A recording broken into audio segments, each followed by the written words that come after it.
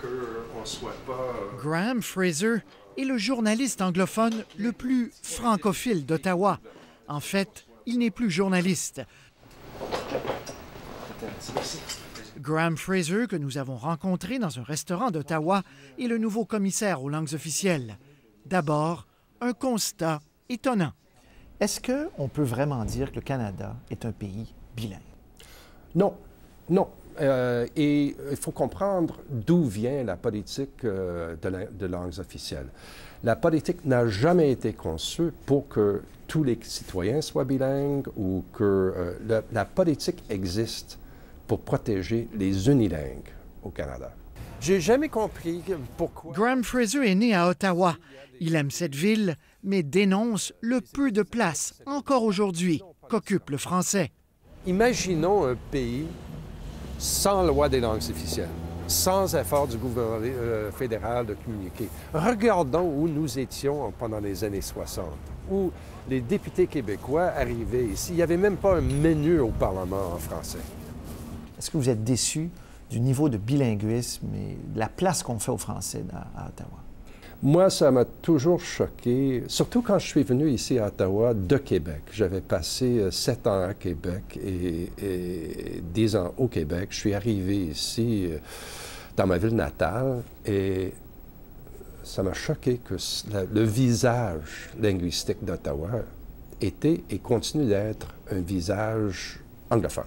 On sent une agressivité envers le fait français parce qu'on sent une obligation d'être bilingue. Et si on n'est pas bilingue, on n'aura pas d'emploi. Oui, comment briser ça? Je vais continuer à y réfléchir beaucoup. Mais moi, ce que je vais essayer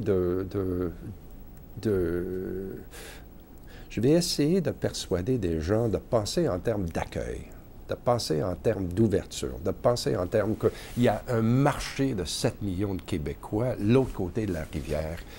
Et quand vous entendez la gouverneure générale dire il y a un problème fondamental de communication entre le Québec et le reste du Canada, les gens ne sont pas assez ouverts et vice-versa, est-ce que une des clés, si on accepte ce constat-là, c'est qu'il y a davantage de gens qui parlent les deux langues, ce qui n'est pas nécessairement le cas? Ah, bien, c'est sûr, c'est sûr. La phrase de solitude comporte un sens. C'est pas...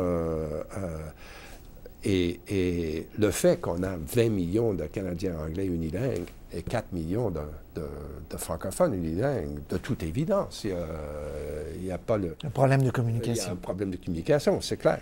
Mais est-ce que c'est pas symptomatique, justement, de la place que tient la dualité linguistique, que finalement, on en parle, oui, ça fait bon ton à Ottawa d'en parler beaucoup, mais que dans le fond, il n'y a pas ce sentiment que c'est nécessaire pour quelqu'un qui fait un métier, soit journalistique ou haut fonctionnaire ou autre, d'être bilingue dans ce pays-là encore. L'évidence est claire. Pour diriger un parti politique dans ce pays-là, il faut absolument qu'on soit pas seulement compétent, mais éloquent dans les deux langues officielles. C'est clair pour vous, ça? Pour être premier ministre, pour être chef de parti? Bien, je pense que la preuve, si on en avait besoin, c'est Stephen Harper. Et son discours l'année passée, le 19 décembre, à Québec, était la preuve qu'il était capable de communiquer en français aux Québécois. La barre est placée là, elle ne baissera plus. Là. Non. D'une certaine façon, tout chef politique qui n'a pas réussi à ce niveau a échoué depuis 1968. L'impression que j'ai, après avoir parlé... Si le nouveau commissaire aux langues officielles ne veut pas partir en guerre contre les fonctionnaires fédéraux qui restent dans plusieurs cas réfractaires au français, il fait le pari qu'il pourra vendre l'avantage d'être bilingue au Canada. La résistance qui était ancrée dans la population anglophone il y a 40 ans, il y a 30 ans, il y a 25 ans, est maintenant de plus en plus marginale, je crois. Est-ce que vous allez dénoncer, comme dit Anada, vous m'ouvrez la porte, cet abandon du gouvernement Harper de ce fonds de 3 millions presque pour aider à financer les batailles juridiques? Je ne veux pas arriver en dénonçant et je ne veux pas me comprendre.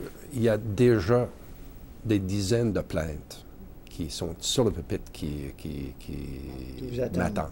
Donc, moi, je ne vais rien dire qui puisse compromettre. Mais à sa face même, est-ce que vous ne serez pas obligé de dénoncer ça? Est-ce qu'il n'y a pas de... J'arrive avec des questions. Dans votre vie, vous, qu'est-ce que ça vous a donné d'apprendre l'autre langue? Ah, ça m'a donné une richesse extraordinaire. Ça m'a donné un contact avec le Québec. Ça m'a donné l'expérience de vivre toutes les années de René Lévesque. Pas cette loi et cet encadrement. Il a un mandat de 7 ans qu'il veut, manifestement, amorcer prudemment. Même si C'est pas parfait, ce ne serait jamais parfait. Il y a toujours...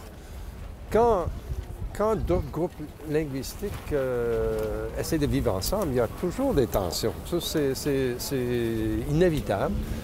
Merci beaucoup, Grant Fraser. C'est moi qui merci. Au revoir. Bonne chance. Merci.